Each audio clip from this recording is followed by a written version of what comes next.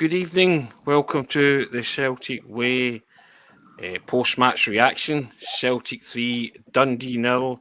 I'm Tony Haggerty at Haggerty10 on the X handle, and I'm joined by Ryan McGinlay, who you can see is somewhere in the surroundings of Celtic Park. Cassoy Velodrome, just outside. We did the pre-match live from Celtic Park, and there was a few teething problems. Let's put it that way. But yeah, Ryan, Celtic 3, Dundee 0. Goals, second half goals, penalty from David Turnbull, Kyogo Furuhashi's fourth goal of the season, number 58 in his Celtic career, and Matt O'Reilly, who's getting amongst the goals, as Brendan Rodgers said to him at the start of the season. Celtic got there in the end against Dundee, had a whiff of St Johnstone about it in the first half. Second half, took total control once they got the goal, opening goal from the penalty spot.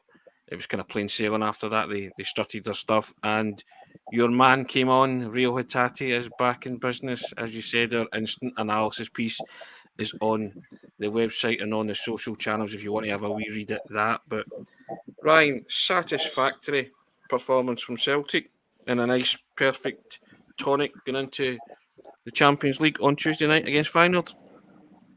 Yeah, it was very much a tale of two halves, you could say, literally, because the first half, as we were saying in the pre-match, there was, or before we even started this recording here just now, there was a feeling of the St Johnstone game was repeating itself, very one-paced, a bit lethargic, some of the play wasn't really coming off, a lot of players taking too many touches on the ball, particularly the centre-backs, Liam Scales, who I thought had another great game, Nat Phillips, they were both holding on to the ball maybe a wee bit too much. There wasn't a lot of joy going on with regard to the midfield or the forward areas. I don't know if you can hear the wind in the background, but it's really picked up in the past five minutes or so.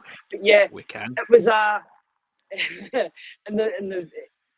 in the first half was lethargic, but the second half Celtic did up their levels. There did look like to be a renewed sense of optimism in their playing, the way that they were going about with the ball at their feet. The big men, the main men came up trumps in the second half, you would say. Kyogo and Matt O'Reilly, especially. I thought they really did put on a show in the second half. They both contributed to the goals, to the score sheet. Kyogo got an assist for Matt O'Reilly's goal as well. He's contributing. I know you were saying that you don't like him playing out with his area, but when he does drift, he can make things happen, and he did with a goal and an assist. Another really good day at the office for Kyogo. He's becoming the main man. I mean, he always was the main man, but even more so the main man under Brendan Rodgers. And then Matt O'Reilly, I thought he had another really, really good game again today, trying to make things happen. Not everything came off him, as you could say, for a number of players today, but they kept going and they got the rewards. Dundee didn't really show anything in an attacking sense, apart from maybe one or two moves up. I think there was a good save by Joe Hart towards the end, but apart from that, not really too much to write home about. So yeah, comfortable win, 3-0, 3 goals and 4 points clear. Can't complain. Now, Ryan, you spoke about Kyogo. I think everybody's heart was in their mouth when he went off with a shoulder injury again, but the trooper and hero that he is, he came back on and, as you say, had a wonderful headed goal, brilliant pick and spot from the captain, Callum McGregor, and a cracking assist for a contribution, as you say. Now, I don't mind Kyogo if that's the way he's contributing, but I just prefer him being a centre forward. Ryan, call me old fashioned, call me old, call me whatever you like, but that's just the way I see him. But he hung in the air there like a brilliant centre forward would, and dispatched that header. He made it look easy, but it wasn't easy. Top corner, 2-0, game over. His next involvement is he's teeing up Matt O'Reilly. Perfect. Scoring boots on, drills it into corner. Great stuff. 3-0, job done. But yeah, lots of positives there, Ryan, from today. Nat Phillips got minutes. Lewis Palmer got minutes. Yang was okay, but I have to give the boy Owen Beck some credit. I thought he marshalled him well. He's got quick feet, Yang, and he can do some tricks and stuff, but I think Owen Beck played him well, and I guess Yang still getting used to kind of the pace and adjusting to life in Scottish football, so that's fair enough. I'll give him that. But you rightly pointed out, when Hatate came on, the pace and energy and tempo just changed, didn't it? Just up to a notch, and Celtic put Dundee away. Yeah, you heard that in the crowd though as well. The biggest cheer apart from the goals was Rio Hatate. First when he was warming up about 5 or 6 minutes into the game, you knew Rio Hatate was warming up because the decibels did increase quite exponentially, because he is the main man in the midfield. He is the dynamic player. He's the guy that Celtic will look to a lot this season. You're just hoping that he can get that contract signed, and we know that he'll be there for at least another season. When he did come onto the pitch, you could feel the excitement in the air.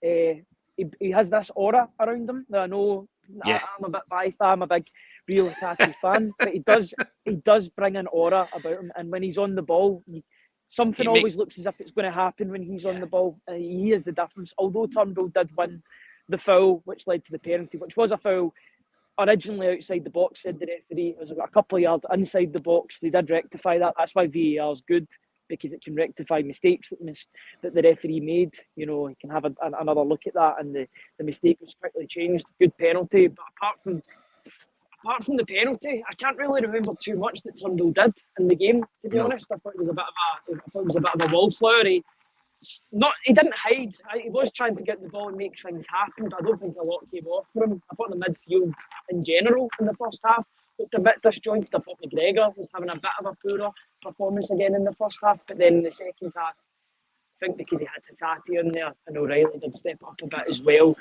the midfield did look a lot better in the second half. So yeah, can't complain, but Rio Hatate was a big part of that.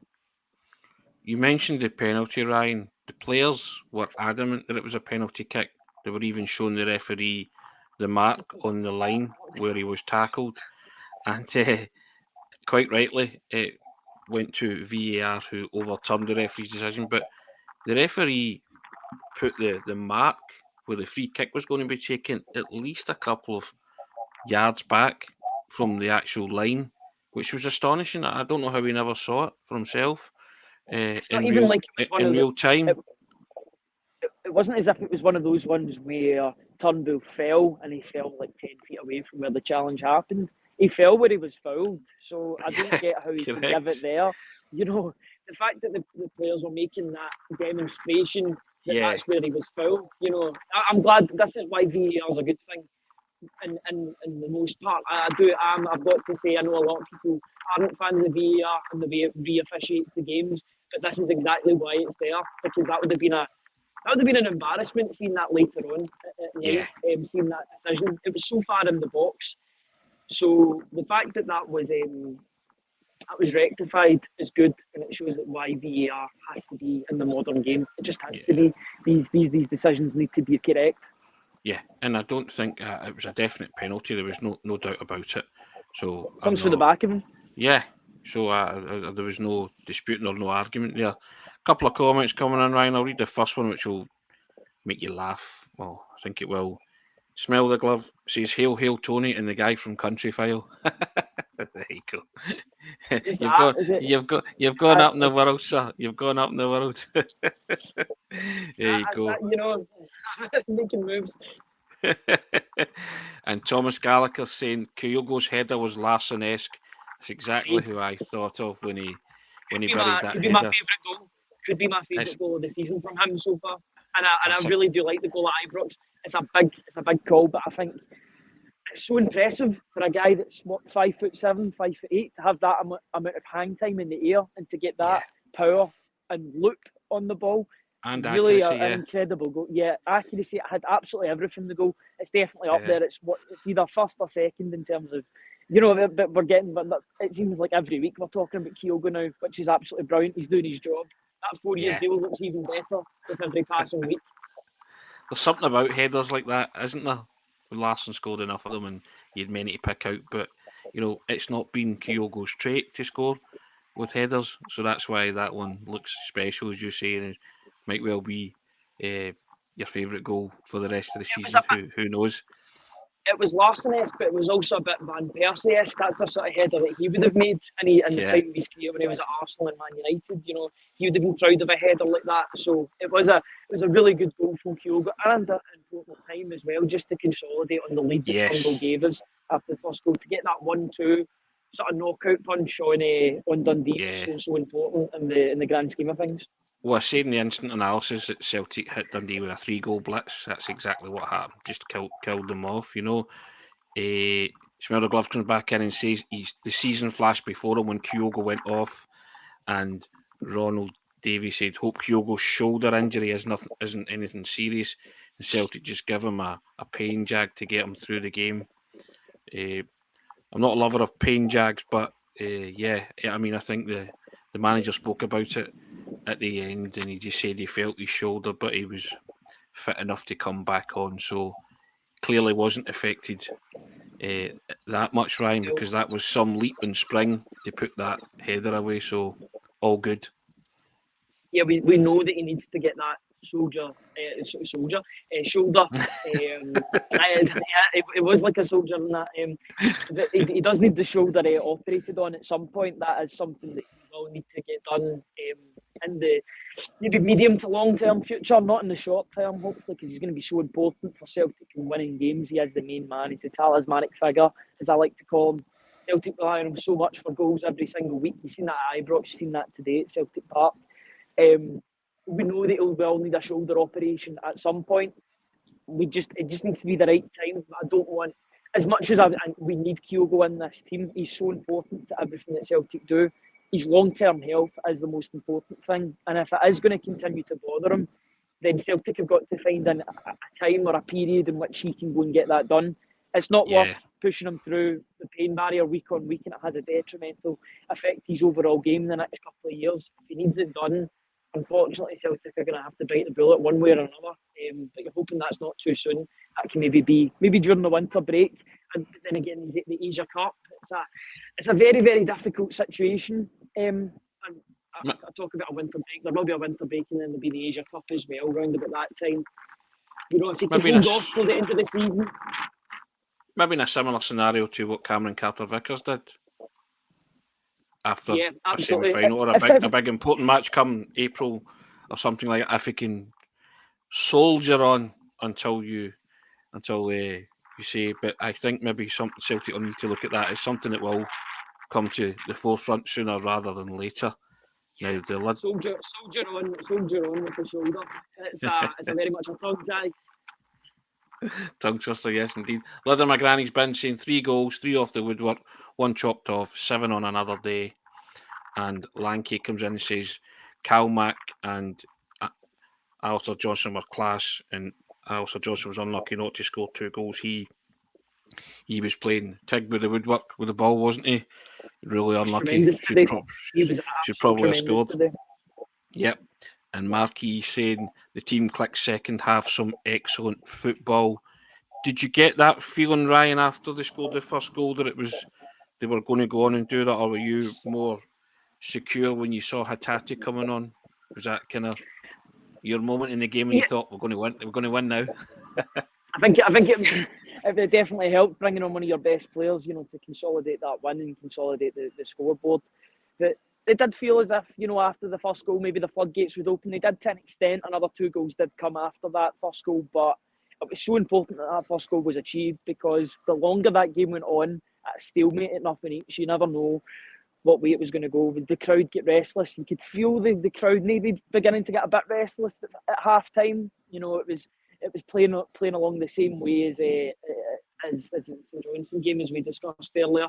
You know, that chance from Maeda that was rolled out due to VAR. It was a great finish from Maeda. It was a good move as well. You know, there was a bit of frustration. Yeah, it was a great take. I think it hit the post and went in from round about that area. So he was very, very unlucky with that. Maybe just a wee bit too early in his run. But it was so important that Celtic get that early-ish goal. You know, they got the first goal, and then that second and third came not too long after. So we got to see some debuts as well, which was good. But, you know, at the end of the day, the 3 points were most important. 3 points, 3 goals up the road. You know, it's a win is a win. You know, you've got to consolidate that Ibrox win. It would have meant absolutely nothing if Celtic didn't get the win against Dundee. You know, the home games are gimmies. You've got, well, not gimmies, but you've got to go out and win the majority, if not all of those games. Celtic already dropped points to St Johnstone. The fact that they went and got the 3 goals, you know, the goal difference is looking a lot better as well now because of that. I don't think anyone can really complain about today, to be honest. Or they can complain maybe about the performance being a bit disjointed, but in terms of the result, it's as comfortable as you can get, really. 2 points clear at the top of the table, Ryan. And the debutants, what did you make of the debutants? Let's take them all in isolation. Nat Phillips. Solid enough. Nat Phillips, I don't really know what the prognosis is with regard to why he was taken off. I haven't really heard what Brendan Rodgers had to say. Do you maybe have more? Does he have an update on Nat Phillips? Was he brought off due to an injury, or was it tiredness, or was it something else? I think he'd said he was bringing him on just for game time. He just wanted to give him some game time, but I think the plan was to take him off for the second half and bring Gustav Lagerbielke on. So he wanted to get some minutes into his legs, as they say. I think that was the plan all along. Disregard one of my instant analysis points because I just presumed he'd be injured. You know, if you take a centre back off after 45 minutes at half time, you wonder, has he got a knock or something? So it's good to hear that he isn't injured and it was maybe down to exhaustion and he needed that 45 minutes.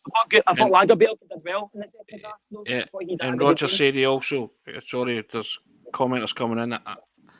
I taped Rodgers' interview, didn't actually hear it because I was doing stuff, but seems Rodgers said that he rolled his ankle, but he'll be fine for Tuesday. Mm-hmm. Right, okay, so my point does stand. Well, does stand. I thought he also said that was part of his plan as well. I picked up a slight bit, but yeah, it was, you know. So, but I mean, he was solid enough, wasn't he? He was won all of his headers, you know, a couple of misplaced passes, but he looks.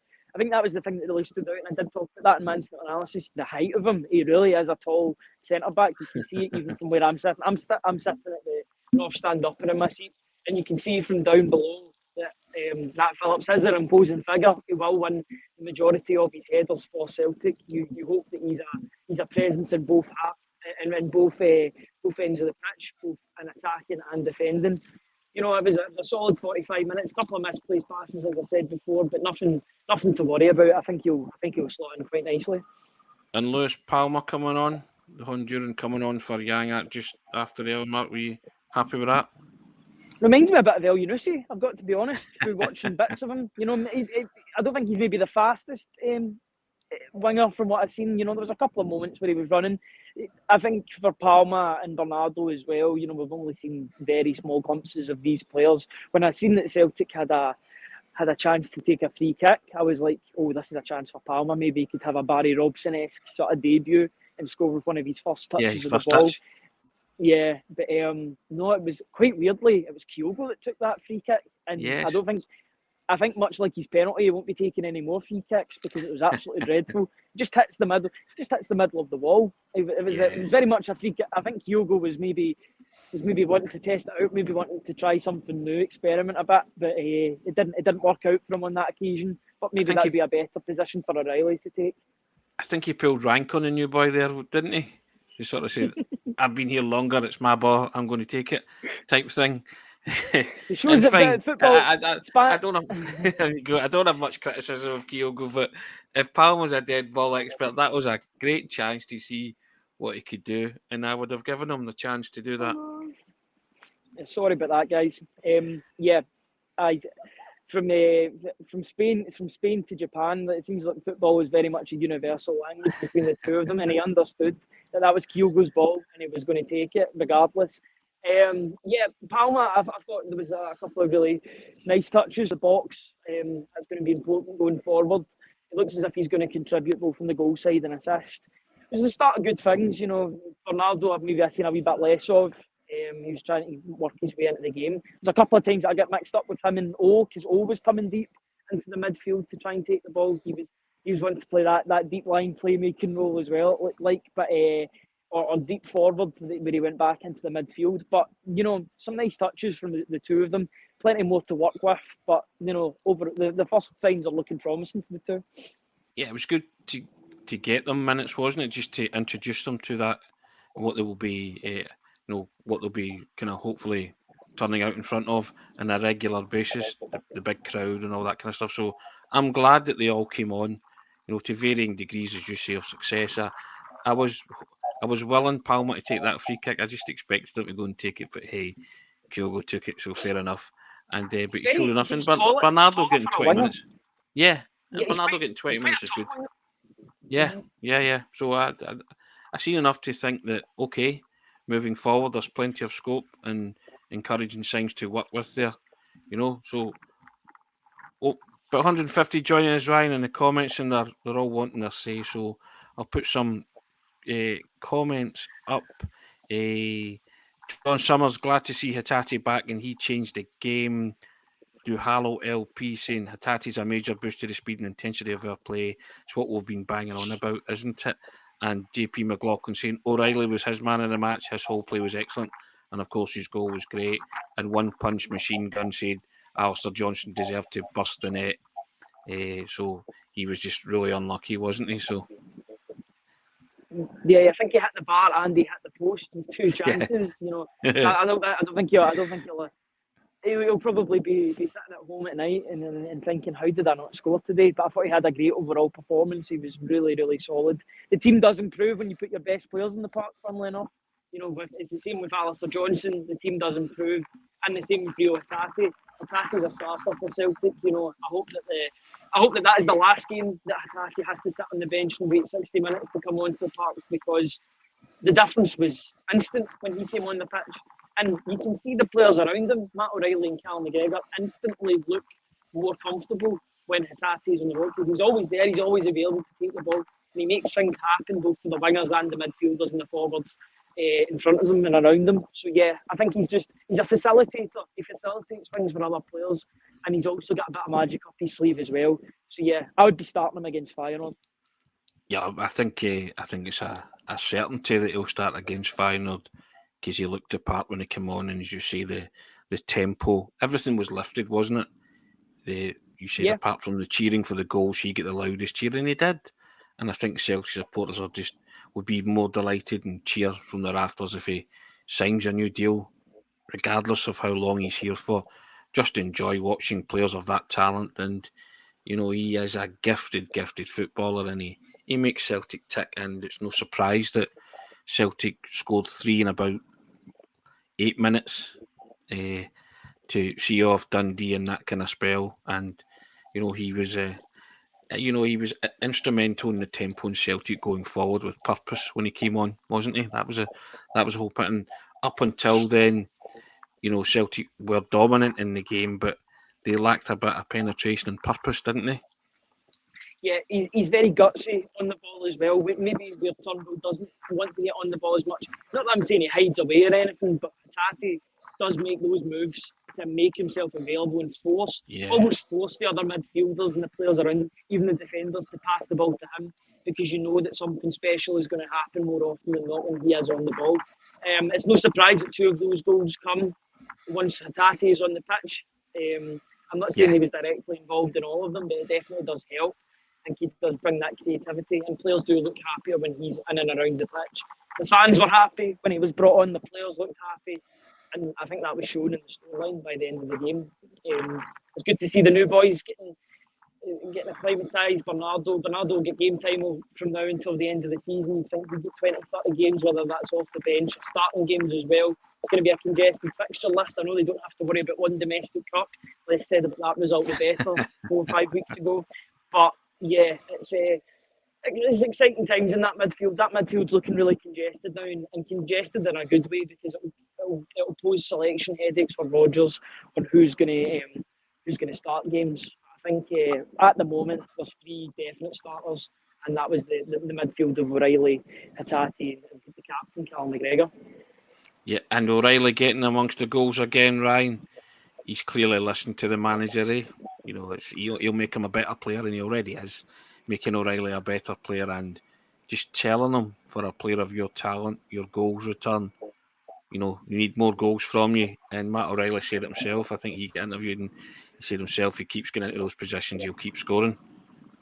Mm-hmm. Yeah, is that his 3rd goal of the season now? Let me think. A goal against Ross County, goal against Aberdeen, and now a goal against Dundee. So yeah, it's he's getting close to his goal tally of last season altogether, which shows that he is Already? listening to the manager. The manager wants him to score more goals. That was a key detrimental factor of his game. I would say, yes, he does make loads of assists. I think it was around about 14, or was it 14 assists or something like that? It was a really, really high assist total last season.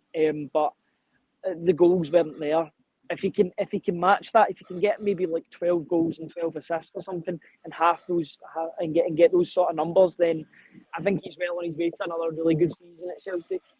I think after Hatate, he's got to be the player that Celtic try and get on increased terms, because he'll still be on the same, or renewed terms, because he'll still be on the same contract that he got when he joined from MK Dons. I think he's of a higher quality now than when he joined, and I think he should get a contract to honour that importance in the team. I think he's walking into the starting 11 at this moment in time. He's so pivotal to Celtic's attack and play, being that link from midfield to attack. And yeah, I think he's a special talent, much like Hatate. The two of them can definitely play together, and you're just hoping that the two plus Cal McGregor a bit further back can continue to play well for Celtic. Does it give you confidence, Ryan, going into Tuesday night? It gives me confidence as long as I don't look at Feyenoord's results, unfortunately, because they are banging in the goals at the moment. You know, I think was it 5-1? Their game finished today. I think it was 6-1 at last. 6-1 at last count when I looked. I don't know how it finished, but it certainly went to 6-1. So there you go. I know they'll probably be missing. They will definitely be missing their star striker Jimenez on Tuesday. But I was speaking to a Feyenoord fan. That'll be out probably Monday morning. That video. When I was talking to the Feyenoord fan about all the different players that they've got and their danger men, he said that their main danger man won't be playing because of a red card they got last season, unfortunately for them. So yeah, it's a big boost for Celtic not having him to worry about, but they look a very dangerous team. They can score all over the pitch, and you know they're not a pot one side for nothing. You know, it was quite interesting that Wesley from the Feyenoord podcast that I was talking to was saying that the Dutch league is now one of the top 5 leagues. It has leapfrogged France in terms of the top 5 leagues in terms of the statistics. So I think that shows you how well Dutch football is improving. You look at PSV, they had a really good performance against Rangers, especially at home. And Feyenoord with these performances, you know, Celtic are coming up against a really top European side, a team that have really good players all over the park, and a team with a renewed sense of confidence.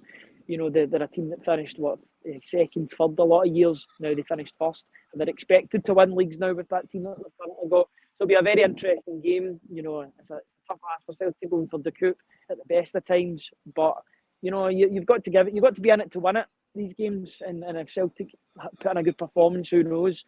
But I definitely think Feyenoord will be the favourites. But, you know, that might work in Celtic's favour, because they might prefer being the underdogs. They could spring a surprise, but it will be a very difficult game. I trust the manager, Ryan, to have a game plan up his sleeve as to how he's going to counteract Feyenoord and to keep it will be a tall order. But Peter Murphy comes in from Gibraltar and says if Celtic can hold out and get some result on Tuesday, we've got a long way for team confidence. However, he's not so sure. I think a lot of Celtic fans will feel like that, won't they? Feyenoord are scoring goals for fun, as they say, but hey, you know, I've told you before, just go in and have a rip at it and see what happens. And I'm sure the manager from now tonight will be concentrating on what they're going to do to foil Feyenoord and stop them or prevent them from being so or scoring so freely. They're going to have to, aren't they? So, yeah, and I think if Celtic can get any kind of result and they keep then, it will do wonders for the confidence levels. And you go in there. Yeah, you might be the underdog, but sometimes that suits Celtic, doesn't it? Yeah, Celtic are the pot 4 team. Unfortunately, that's just the way the seasons work. And Feyenoord are the top team. It could have been worse. Celtic could have been away to, you know, a Manchester City first game. You know, it is a favourable draw in that regard, but it's still going to be a very, very difficult, and tough ask against a good side. But Celtic have got to be there. They've got to give it their best. You know, players returning from injury, especially Rio Hatate. You know, the Kyogo looks fine for that game against Feyenoord. Nat Phillips will hopefully be back for Tuesday, as Rogers was saying. So having these first team players for a top for a tough European first tie is definitely good. We'll see how it goes. You know, these games take care of themselves in terms of the build-up and the anticipation for them. You know, at this moment in time, from where we're standing, I know 2-3 weeks ago I was saying that Ibrox will take a draw. Just now, you know, we ended up with a win. So I'm going to go on with the same mentality that I'll take a draw in Rotterdam, because if the same thing happens and Celtic will get a win away from home, we take that. Of course. Now, I was confident of going to Ibrox and winning, Ryan, and I told you to dispense with the draw banter, but I think I'll join you on the draw fence. I think I would take a draw right now if Celtic were to be offered it, or they could get one. But again, I still think you go and play your best football, bring your A game to the table, and the chips fall where they may. You know, as long as they stay in it for as long as they can. You know, there's been times when Celtic have gone away and they've lost. I always say sometimes they lose clusters of goals so soon. Yeah. Like today, the way Dundee lost those goals. Sometimes Celtic are that. That's their role in European ties away from home, and they get hit with a 1-2-3 sometimes very quickly. So I'm just hoping that doesn't happen to them, and they give themselves every chance to stay in the game for as long as they can. Yeah, they've just got to stay resolute in that defence. You know, it's going to be a tough ask, as I've said a couple of times before. But as long as they don't make any silly errors or stupid errors, then you know they keep it tight. And it's all the things that opposition teams in Scotland will be saying when they go to Celtic Park. Celtic have just got to adopt and adapt the same mentality. Feyenoord are a good team. There is no doubt about that. You know, the fact that they were placed one higher than PSV, who looked really, really impressive, I think indicates how good a team that they will be, and how big a challenge it's going to be. And I also noticed that I think Atletico Madrid get beat 3-0 off in Valencia today as well. So they get beat it's a very, very interesting group when you have a look at the form of the sides. Who knows how the group is going to. Who knows how that group is going to end up 6 games in, you know? But it's you've got to be in it. Stay resolute. Don't make any silly errors, and we'll see how it goes. I've just noticed I've got a notification. It's just on my screen just now, so I can only see half of the screen. You know, I'm trying to go half and half there. Sorry for the zoom right. Or the up close to all the viewers as well there. But you know, that's it.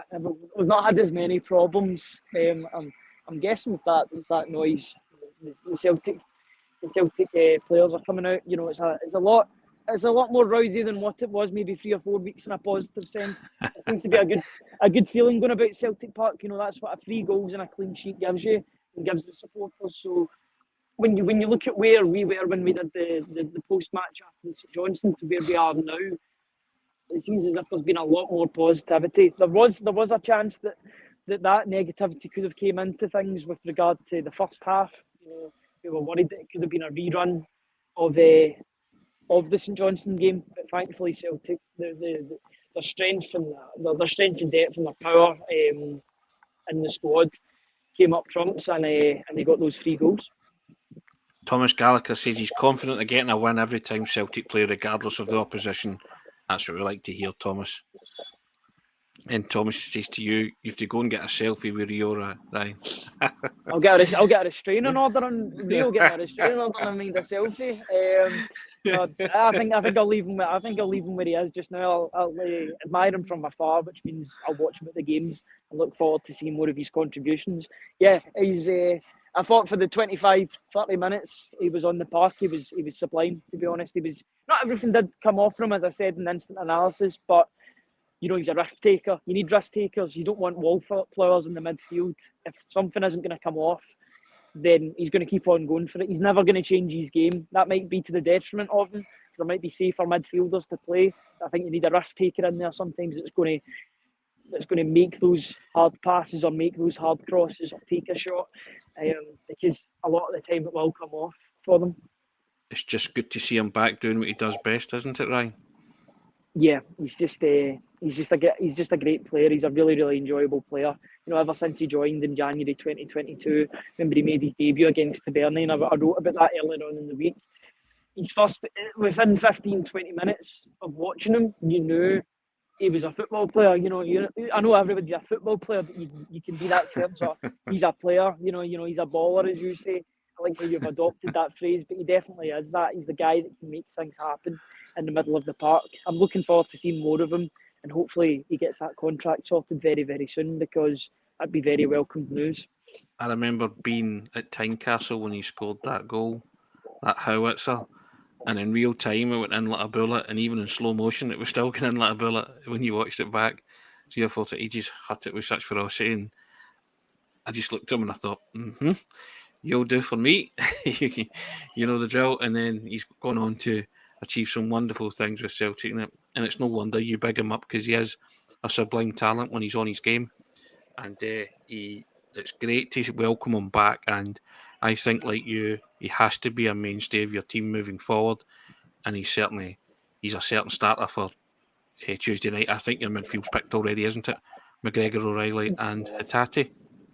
Unless somebody does something extraordinary in training that forces Brendan Rodgers to change his mind, I think that should be the midfield three. It's the strongest that Celtic have got at this moment in time. Hatate, I just think he's a better footballer than David Turnbull. All in. That's no slight against David Turnbull. He got the penalty. He scored the penalty. It was a well taken penalty. It's good that Celtic have a penalty kick taker and somebody that they can rely on with that regard. But at the moment, I would want David Turnbull to be coming off the bench, and I'd be wanting Hatate to be playing. That's not down to form or anything like that. I know Hatate's just back in the team, but you play your best players. And I think in order for Celtic to win the majority of their games, as they should do, then Hatate's got to be on the pitch and making things happen. The same for O'Reilly. O'Reilly cannot be dropped at this point. He's absolutely undroppable. And you don't drop Cal McGregor because he won't want a rest. I think his levels go up and down a wee bit. Cal McGregor, there was a couple of times today that things didn't come off for him, as you could say for all the players, as I've said before. But yeah, he's got to play. The captain's got to play. That's just, I think, one of it. He still made a wonderful contribution when he picked out Kyogo for the header. That's the reason why he's on the park, because he can make things happen just like that. Not everything will come off like Hatate, but he can still pick out Kyogo. Perfectly weighted ball. Great header from Kyogo, just a great goal all in. Just the second and third goals were very well worked goals that I really enjoy. But I love the cutback for the third goal. I could talk more about that goal. The cutback from Kyogo to Matt O'Reilly, and that's just a Matt O'Reilly finish. You'll finish them all day. That's what makes the goal, doesn't it? It's go and finish that off. It's the hardest thing to do in football, execute the pass that leads to a goal. But he did it with ease, and it was the end of a good move, and he spots him really well. And as you said, if Kyogo is going to be playing away from the goal, that's the contribution that I want from him. He's no use out there if he's not contributing like that. I'd rather see him, making those near post run and playing on the shoulder of the last defender. But if that's what he's doing, I'm happy with that. But he has to do that continually if that's the role that the manager wants him to play, because he's no use not being involved, is he? Yeah, absolutely. And I think now there seems to be this really budding partnership now. Now, in the past, Celtic will be talking about striking duos. Maybe your Sutton and Larson, Sutton and Hart, Sutton and Hartson, Stokes and Hooper. All these combinations, these partnerships that have served Celtic so well. I think there's a new partnership, and it's coming from Matt O'Reilly and Kyogo. Again, the two of them are linking up. It was Matt O'Reilly passing the ball to Kyogo for the goal at Ibrox, and then the rules were reversed. Returning the favour. Yeah, absolutely. There just seems to be this great synergy between the two. They're on the same wavelength.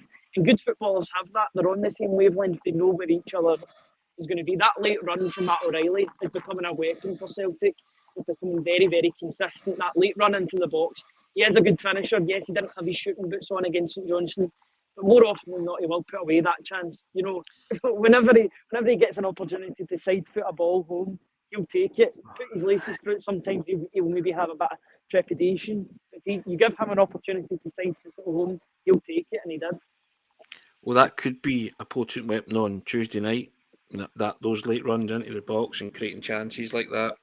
Because that might be your best way of scoring on a counter like that, and with various players involved and linking up well, as you say, Ryan. But I think Celtic go into that game with their tails up, their confidence levels are up, and I don't care what Feyenoord did today and they're scoring goals for fun. I think you just embrace this competition from the get-go and you get into them, as they say, Ryan. Good old-fashioned get into them, bring it on. What do you think of that? Yeah, absolutely. And there's no point in going into a game feeling negative. Now, I'm gonna take that approach more often now, because we actually manifested positive vibes into the Ibrox result, and then Celtic did get the result at the end of the day. So why not be the same for Feyenoord? Feyenoord are a good team, but Celtic should be confident. There's a reason why Celtic are in the Champions League. It's because they won. They were the champions of the league last season. They're not they're not there to make up the numbers. They're there to try and hopefully get qualification, whether that be first, second, or third.